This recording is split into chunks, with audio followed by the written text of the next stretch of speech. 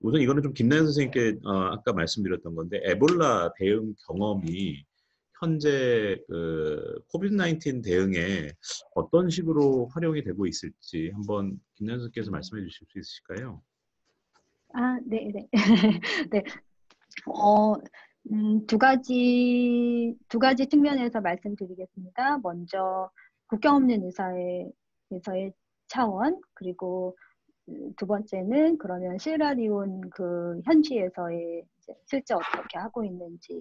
물론 제가 직접 경험한 활동은 아닙니다. 왜냐하면 지금 현재 제가 국경 없는 의사회의 코비드-19 대응 활동에 직접적으로 참여하고 있는 것은 아니기 때문에 어떤 직접 경험에 의한 답변은 아니고 이제 그 여러 정보에 의해서 제가 판단한 저의 의견입니다. 네. 먼저 국경 없는 의사회의 측면에서 말씀드리면 첫 번째는 이제 제가 아까 그 발표에서 말씀드린 그 세 번째, 그 부차적인 그런 피해가 너무나 엄청났다는 그 경험에 에 의해서 그것도 고려된 그런 활동이겠는데요. 코비드-19 대응뿐만 아니라 그 이전에 하고 있었던 그런 필수적인 그런 보건의료 활동이 있지 않습니까? 지금 현재 국경없는 의사회에서 전 세계 거의 70여 개국에서 활동을 하고 있는데 그 활동 중에는 정말로 이제 생존과 직결된 그런 필수적인 의료 활동이 있습니다. 그래서 기존에 하고 있던 필수적 의료 활동은 최대한 유지하려고 노력하는 것이 눈에 보이고 있습니다. 다만 이 기존의 그 필수적인 의료 활동을 유지하려면 바로 그렇게 위해서라도 그 감염 예방을 하는 것이 중요합니다. 특히 현재 유행하고 있는 코비드-19에 대한 감염 예방을 병원 안에서의 전파를 막는 것이 중요합니다. 그 병원 안에서의 전파는 단순히 의료인이나 아니면 병원 직원만을 보호하는 것이 아니라 그 병원을 이용하는 모든 환자와 가족들 그리고 주변의 지역사회까지 사실은 포함돼야 되는 그런 활동이기도 합니다. 그래서 그런 것들을 위해서 이제 그런 병원 안에서의 감염 예방과 관리를 강화하고 있고, 그 다음에 아까 제가 보여드린 그 사진처럼 그 병원 입구부터 시작되는 그런 감염 예방 활동, 바로 이제 그 선별 진료소 시작을 하는데요. 그런 활동들에 이제 많은 노력을 기울이고 있고, 그리고 국경 없는 의사회가 운영하는 그런 그 병원뿐만 아니라 이제 주변의 다른 병원에 그런 의료인들을 대상으로 하는 그 교육과 훈련, 그리고 그 병원에 대한 그런 감염 예방과 관리, 그다음에 물품 지원까지도 같이 하고 있는 것으로 알고 있습니다. 그리고 또 제가 느끼는 거로는 이제 지금 이 코비드-19에 대해서 관련된 그런 국경 없는 의사회 관련 활동에 대한 혹은 정보에 대한 그런 그 내부 관계자들에 대한 정보 공유가 굉장히 활발하다라는 것을 또 느끼고 있습니다. 그래서 그런 점에서 국경 없는 의사회가 배우고 있는 것은 아닌가 생각이 들고요. 그러면 이제 시에라리온 차원에서는 어떤 것이 있냐면은 제가 말씀드린 그 시사점 그 세 가지 순서대로 먼저 말씀드리겠습니다. 먼저 코디네이션 관련해서는 시에라리온은 3월 말에 첫 환자가 발생을 했는데요. 지금 현재 500명 이상의 감염이 있는 감염 환자가 발생한 상태입니다. 네, 3월 말에 첫 환자가 발생을 했지만 그 주변 국가에서 이미 유행을 하고 있기 때문에 1월부터 그 위기 대응 센터를 이제 수립을 했다고 합니다. 그 기존의 그 에볼라 그 위기 대응 센터와 비슷한 세팅의 그 위기 대응 센터 그 코디네이션 시스템을 만들었고, 그 다음에 대비 계획을 세웠고, 그래서 첫 환자가 발생하기 약 2달 전부터 이미 그 대응 체계를 준비하고 있었던 점이 에볼라와는 굉장히 다른 그 상황이라고 할 수 있습니다. 그리고 그 세부적인 그런 계획도 세워서 뭐 확진 환자가 생기면 뭐 수도에 있는 국군병원으로 확진 환자들은 다 모을 거고, 우리나라 수준의 그런 생활치료센터는 아니지만 그래도 격리센터를 만들고, 그다음에 그 에볼라 당시 이용되었던 그 117 핫라인을 그대로 무료로 다시 운영을 시작했습니다.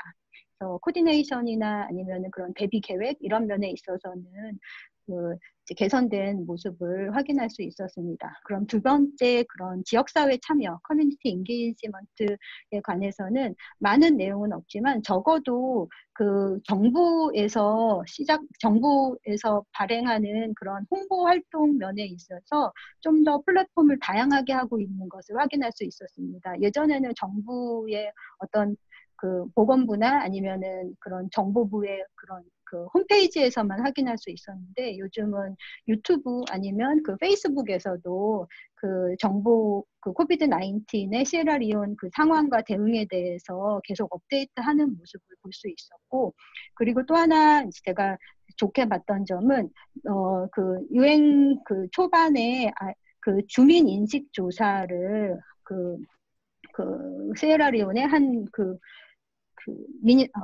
부에서 했습니다. 그래서 주민 인식을 조사를 했고, 그래서 그 주민 인식 조사 결과 그 발열 증상이 코비드 19의 증상일 수 있다라는 인식률이 굉장히 낮은 것을 발견을 했고, 그래서 그 코비드 19을 홍보할 때 그 발열을 강조하는 그 홍보 내용을 만들어서 실제로 그 홍보 자료로 쓰이고 있다는 것을 알 수 있었습니다. 그래서 적어도 지역사회 주민들의 인식을 조사하고 그 인식의 바탕으로 한 홍보 메시지를 만들고 있는 것은 확인할 수 있었고 세 번째, 그 부차적인 그런 피해에 대해서는 사실 여러 가지 면이 있긴 한데요. 일단 지금 현재 이미 시에라리온에서 그 사람들의 병원 이용률은 확실히 많이 저하되고 있는 것이 지금 현실이라고 합니다. 그래서 국경 없는 의사회는 아닌데 다른 단체에서는 그 가정에서 비상약으로 쓸 수 있는 그런 항생제, 뭐 경구 수액제 이런 것을 배포하고 있는 단체가 있다고 하고 그리고 또 하나 중요한 점은 제가 저번 발표 때 이전 발표에서 말씀은 안 드렸지만 그 에볼라 유행 당시 10대 임신이 증가했었습니다. 근데 그 10대 임신에 대한 그런 어떤 그 우려가 있고 그 다음에 이런 에볼라 유행 기간 사회 봉쇄가 되면서 가정 폭력이나 혹은 젠더 기반 폭력이 증가할 수 있다라는 그 경험을 그런 그 교훈을 알고 있기 때문에 그래서 이 관련된 그런 예방 조치들, 대응 조치들이 실제 일어나고 있는 것을 확인할 수 있었습니다. 그래서 예를 들어서 그 117은 코비드 19 신고 전화라면 이제 116이라고 무료 한라인을 만들어 가지고 그러한 관련된 그런 젠더 기반 폭력에 대해서 신고를 할 수 있는 그런 신고센터를 만들어 놓고 대응을 하고 있는 것을 볼 수 있었습니다. 네. 네, 감사합니다. 생각보다 의외로 특히 이제 시리아리온 같은 경우 한국이 이제 머르스 아웃브레이크를 겪었기 때문에 조금 대응에 좀 좋은 경험 자산을 갖고 있었던가 같은 유사한 측면도 있는 것 같기도 합니다. 사실은 상당히 다양한 부분들을 잘 건드려 주셔서 특히 10대 임신이 증가됐다라는 경험을 가지고 지금 젠더 기반 폭력이라든가 이런 부분을 신고센터를 운영을 바로 좀 한다라는 거는 오히려 이제 선진국에서도 좀 생각해 볼 수 있을 만한 오히려 개도국 경험이 선진국에 시사하는 부분도 있는 그런 부분 같기도 하고요. 나머지는 워낙 잘 설명을 해주셔서 그렇게 이제 정리하도록 하겠습니다. 혹시 김성애 선생님, 그리고 네네네, 네. 한 선생님. 한 가지만 더 말씀드리면 10대 임신에 대해서 관심이 있으시니까 그 에볼라 당시만 하더라도 그 10개월 만에 휴교가 돼서 이제 다시 학교가 문을 열었을 때 그 10대 임신부는 학교에 되돌아오는 것을 금지했었습니다. 근데 다행히 그 3월 그러니까 두 달 전에 그 시에라리온 정부에서 그 10대 임신부들의 학교 등교 방지법을 없애는 그런 법을 없애는 그런 네, 없앴습니다. 그래가지고 이제는 10대 임신부라 하더라도 나중에 지금 현재는 휴교를 하고 있지만 다시 등교를 할 수 있는 상황이 왔을 때 이제 임신부들도 학교에 다닐 수 있다라고 합니다. 네, 감사합니다. 그런 사회적인 여러 가지 요건도 있고 인상적이었던 거는 그 감염 예방 프랙티스가 어떻게 보면 인펙션 프리벤션 컨트롤이라기도 하는데 이런 부분이 어떻게 보면 이제 에볼라 당시 프랙티스가 잘 이어지는 부분도 있어서 이런 시사점도 있는 것 같고요. 혹시 김정현 선생님 추가해 주실 만한 내용이 있으실까요? 여기 질문하신 내용 중에 약간 조금, 그러니까 제가 말씀드린 내용하고 이제 대비해보면 생활치료센터 이제 질문하셨었는데요. 지금 생활치료센터 제가 알기로는 지금 거의 우리나라는 다 닫은 걸로 알고 있고요. 지금은 이제 양성자인 경우에는 병상이 어, 있는 지금 확보가 거의 되고 있어서 지금 기본적으로 이제 그 중환이 아니신 경우에는 이제 시립의료원 쪽으로 이제 많이 가시고 예를 들면 경기도 같은 경우에는 성남의료원 뭐 이런 초원의료원 이런 곳 많이 가시고요. 중증도가 있는 경우에 이제 또 중증 중환을 분리하는 그런 그 점수표 같은 게 있는데 중증도가 있으신 경우에는 상급종합병원 이제 음악 중환자실 마련되는 그런 쪽으로 이제 가시는 걸로 돼 있고 그리고 이제 아까 동티모르에서 이제 자가격리 센터를 임시로 만들었던 거를 말씀드렸는데 이제 생활치료센터 같은 경우에는 양성자만 갔었고요. 그러니까 이제 이건 자가격리하고는 좀 다른 거죠.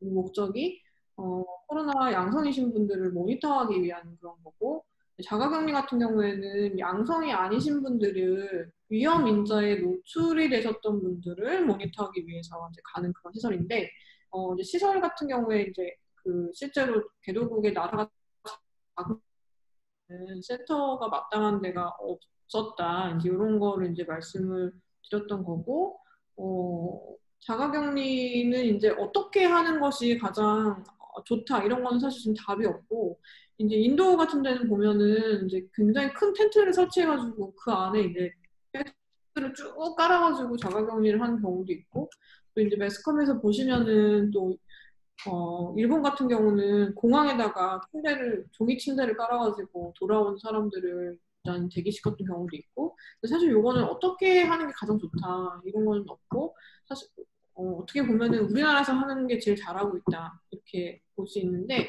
아까 그 동티모르의 그런 문제가 생겼던 이유는 이분들이 주거 공간 자체가 굉장히 제한되어 있으신 경우고 그러니까 한 집에 식구가 많고 단칸방인 경우가 많고 그렇기 때문에 자가격리라는 것은 원래 우리나라에서는 집에 계시라고 하는 거잖아요. 집에서 계실 수가 없었기 때문에 그런 사실은 문제가 그 시설을 마련을 하려고 했던 거고 시설이 마땅하지 않았다. 이제 그런 말씀을 제가 조금 혼란이 있을 수 있게 말씀드렸던 것 같고 지금 마지막으로 이제 그 질문 주신 거에 이제 PPE 공급 나 뭐 물품 부족에 대해서 이제 말씀을 주셨는데 사실 지금 유엔에서 그 공동구매 플랫폼이 있어서요. 지금 국가 단위로 주문을 넣을 수 있게 되어 있고요. 그리고 우리나라 기준보하고는 조금 다르고 이제 지금은 이제 코비드-19 프로큐먼트 플랫폼이 열렸고 그리고 또 카탈로그도 있고 이제 가격도 나와 있고 사실 이런 상황인데 지금 그 쇼티지가 어느 정도 있는지는 제가 지금 정확하게는 정보가 없는 상황인데 그래도 이제 유엔이 개입을 해서 그런 상황을 당연히 이제 내수가 안 되고 국가 경제력이 약한 나라 같은 경우에는 구하기가 이제 어려운 게 가능한데 유엔이 지금 개입을 한 상황이다 그렇게 대답을 드리겠습니다. 네, 사실 그 부분은 어떻게 보면은 대규모로 구매를 해야 가격도 떨어뜨릴 수가 있고 경제력이 좋은 나라만 구매하는 걸 좀 막을 수가 있어서 김정현 선생님께서 말씀해주신 유엔의 서플라이 공동 구매 시스템이 좀 중요한 측면이 있을 수도 있는 것 같습니다. 근데 혹시 김정현 선생님께 한 가지만 더 질문을 조금 더 드리면은 자가격리 센터 같은 경우가 이제 국제적으로도 많이 한국이 잘 활용한 사례로 이제 적용이 되고 있고 국내 해외에는 WHO도 없는 그런 이제 다양한 이제 가이드라인들이 국내에 있는데 이런 가이드라인들을 이제 정부에서나 다양한 기관 단체들에서 영문으로 번역을 하고도 있는데요. 이런 가이드라인이 이제 아무래도 한국 가이드라인이기 때문에 다양한 수백, 백몇십여 개 국가에 이제 적용되기가 고민이 되는 부분이 있는데 이런 한국의 가이드라인 중에 좀 괜찮은 부분들을 제네릭한 버전으로 WHO가 제시하듯이 그렇게 만들어 놓는 게 나을지 아니면은 이제 이 한국의 가이드라인을 그냥 이제 그 개별 국가의 상황에 따라서 만약에 지원하는 단체들이나 기관들이 국가에 따른 이제 적용본을 그때그때 따로 만드는 게 나을지 범용으로 하는 게 나을지 그러니까 그 한국의 가이드라인이 해외에 적용되는 과정에 있어서 한번 생각을 좀 말씀을 듣고 싶습니다.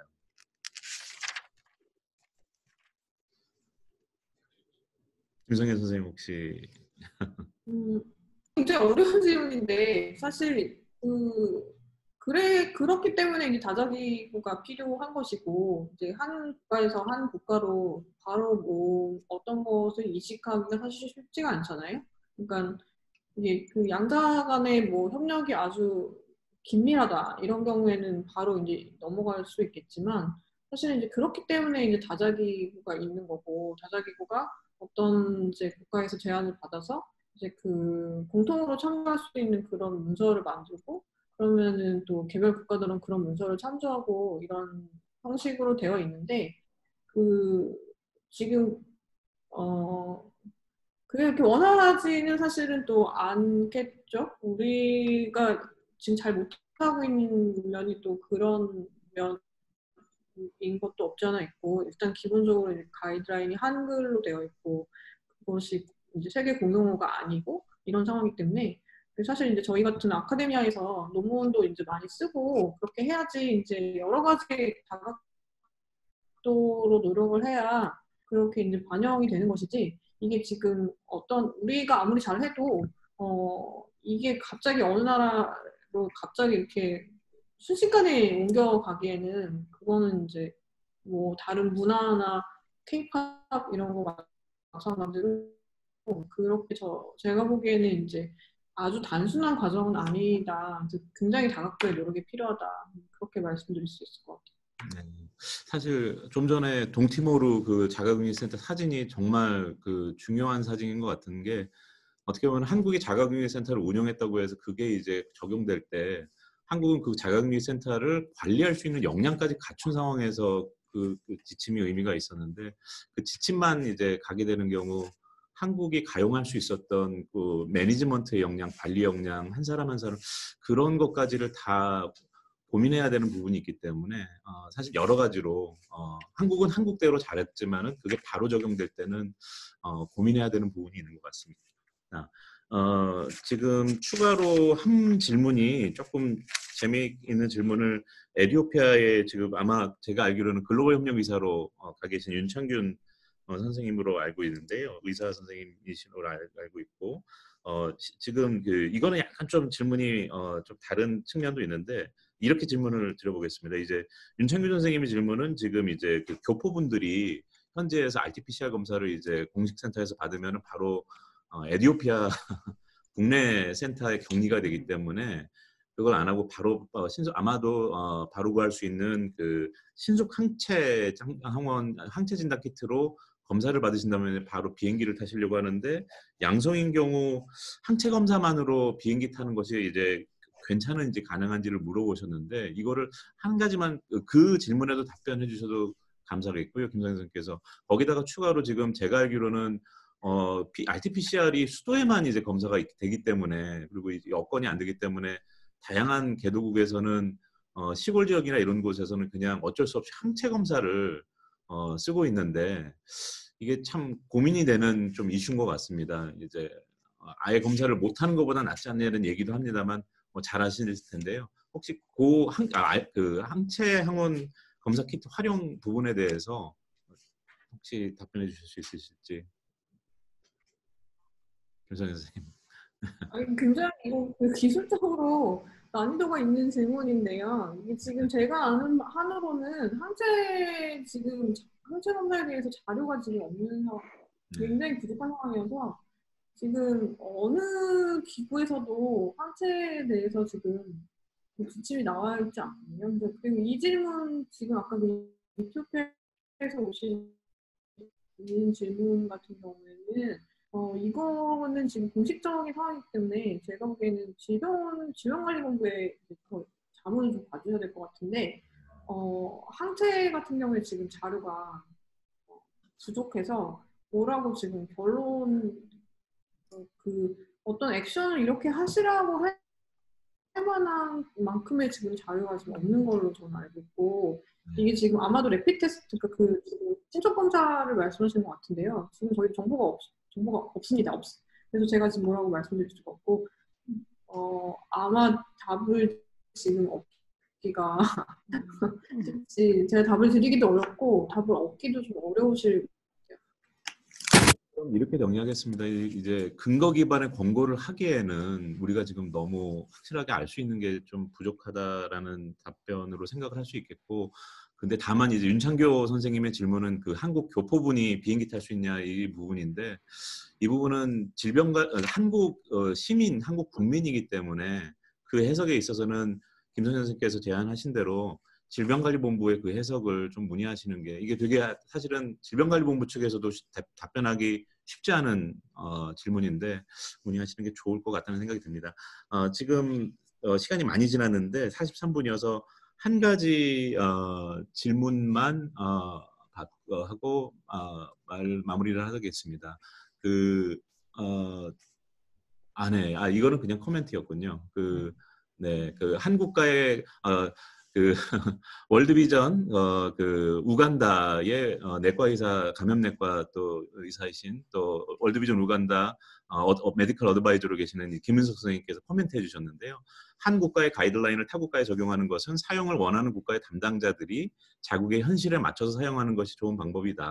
그러니까 결국에는 범용으로 국제기구가 좀 정리를 해줘서 이제 국제된 스탠다드에 맞는지를 확인하는 것도 방법일 수가 있겠고, 국가들에 따라서는 그 국가가 어떤 다른 국가들의 가이드라인을 자기가 활용하겠다. 그리고 이제 그런 가이드라인을 자체적으로 본인 국가에 좀 이제 변환해서 적용할 수 있는 역량이 된다면은 우리가 아니라 그 해당 국가의 담당자들이 본인들의 현실에 맞춰서 전용해서 사용하는 것이 좋은 방법이다라는 의견을 주셨습니다.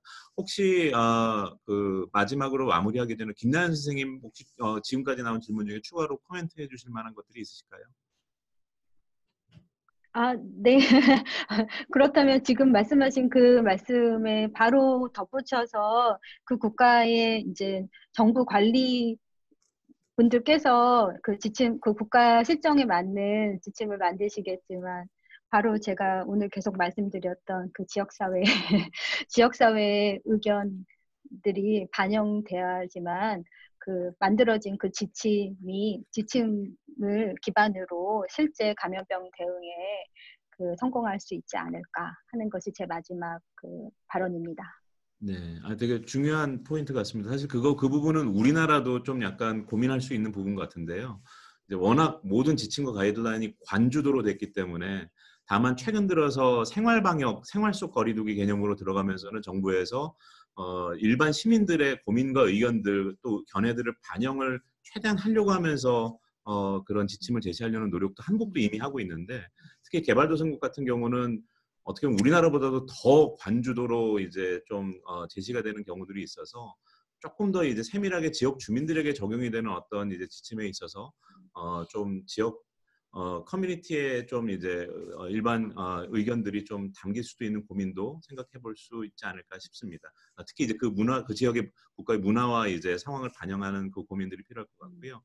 네, 그러면은 많이 시간이 지나서 오늘은 여기까지 마무리를 하겠고, 오늘 저희 3차 코비드-19 세미나에 참여해 주시는 김성애 선생님과 김난 선생님께 감사의 말씀을 드리겠습니다. 그럼 오늘 코비드-19 KCOC 세미나는 여기까지 마치도록 하겠습니다. 감사합니다.